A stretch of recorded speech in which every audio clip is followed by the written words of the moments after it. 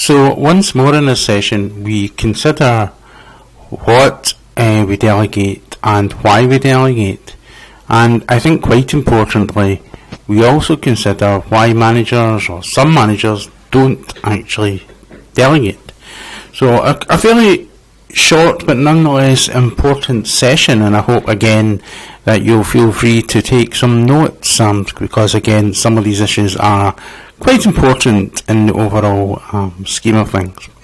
So again, just a reflection back on some of what was spoken about before. So when do we delegate? We delegate quite often when we as individuals or our teams perhaps have too much work to do and we're finding it difficult to manage time and keep up. And in particular, this quite often happens when your manager has delegated some tasks to you, so your workload has increased. But nonetheless, sometimes we do delegate to make time either for the more work we have or indeed to position ourselves to take on more work or spend more time on a particular topic. We would also tend to delegate, as I said, when we need time to concentrate on higher priority tasks. So as we, if you like, move up an organisational hierarchy, it is likely we will understand that some tasks have greater credibility or are more likely to be high profile than others. And if we're interested in pursuing a career, it is likely we will want to spend more time on those higher level tasks, or ones even that have greater degrees of urgency, though I would always stress not to be too worried about urgency, because what's important is those important tasks. We may also delegate when the task in question could be better or more readily performed by someone else, because even though we may be the manager, we may have someone in our team who is more gifted, has more experience or knowledge on a particular issue that we have been asked to carry out, and therefore it would make much more sense perhaps for that person to have the task, albeit that it's actually your own, so it would make sense probably to delegate. And one of the most virtuous reasons I think for delegating is where it opens up a development opportunity for your team. So if you normally conduct the budgeting and financial aspects of the work, and you manage to have someone in your team able to be trained and knowledgeable and able to do that, not only is that good for you in terms of releasing time, but it gives them an opportunity to demonstrate their competence for the next highest level role and builds job satisfaction. So various reasons that people have for delegating and when to delegate. So just to recap on this, why managers should delegate. Yes, of course, it does release time for them to do other tasks, hopefully higher value tasks and perhaps more high profile tasks. Secondly, it strengthens the organisation simply because delegation will give more people a wider variety of skills. Because obviously if you develop someone to do what you would normally do, you then have 2, 3, 4 or maybe more people who are able to do that task rather than be dependent on, for example, yourself, and in doing so it strengthens the knowledge base of the organisation. And most importantly, it helps develop followers, so you as the leader are developing people, followers, and indeed it's a very useful strategy for succession planning, and therefore it's a very positive thing to do. So I'm sure you realise now that delegation is seen as a very good thing to do. But if it is such a good thing to do and it's so obviously good, why do we feel that some managers don't delegate? And we can talk about this for quite a while. It's probably possible to talk for many hours on this, but we won't.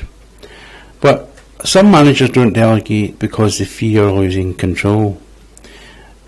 And that's linked, I think, almost directly to the fear that others may do a better job. But I guess if we go back to an example in an organisation where perhaps you as the manager are the person who holds the purse strings, who decides who can buy what and when, if you were to delegate that task, or even allow people to report on the budgets, for example, that they haven't previously done, it gives them knowledge. And we've all heard, I think, the saying, knowledge is power, and some managers fear staff having power or an equivalent level of power than they do. So at times, organisations even and individuals create barriers that only a certain level, or staff for example, have access to a certain level of knowledge. And indeed some organisations have meetings where only certain levels of staff are allowed to attend. I'm not saying that's necessarily a bad thing, it may be a good thing, but these can become simply institutionalised ways of sending markers about different levels in the organisation.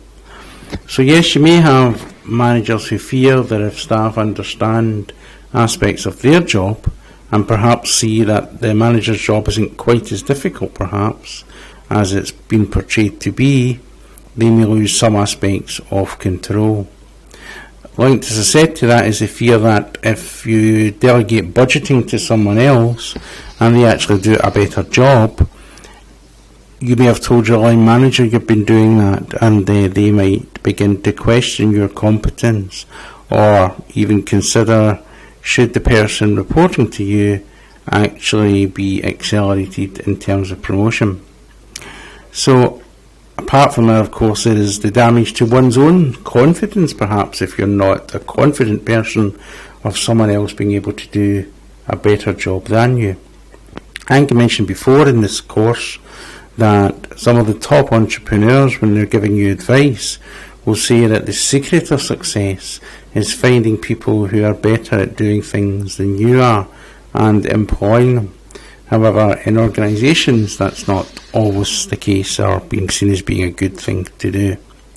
One of the more common, or at least allegedly most common, reasons for not delegating is about the length of time it takes, and people often will tell me it's quicker to do the task myself than try to train someone else to do it, and that inevitably is the case.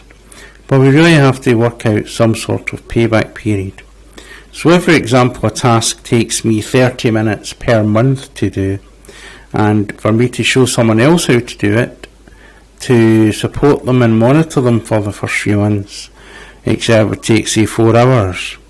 I guess the payback period there is 8 months, because it's taking me 4 hours to show one else to do it, and it only takes me half an hour a month to do myself.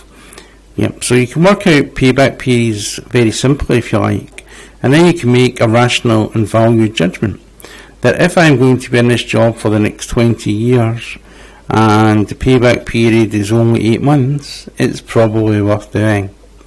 If the task is maybe something that only happens once every 10 years, you may consider that there's no point in training someone or delegating. However, it may actually be a very positive experience for their own development needs. So again, it's a balance about thinking, but certainly perception that it takes too long to delegate is often wrong and over-exaggerated. And another reason that managers don't delegate is, of course, that at that point in time, perhaps, the state of readiness of the staff or confidence of the staff is such that they wouldn't want to or be able to or be confident in doing the task that would be delegated to them. Now, arguably that's a vicious circle, because if you don't delegate to those staff, they will never grow in confidence. And perhaps delegation is a good way of building confidence, provided you're supportive. The member of staff will be able to achieve something that they thought they would not be able to achieve, and therefore delegation can be a very useful tool in building staff confidence. So something to think about that's certainly worth thinking about.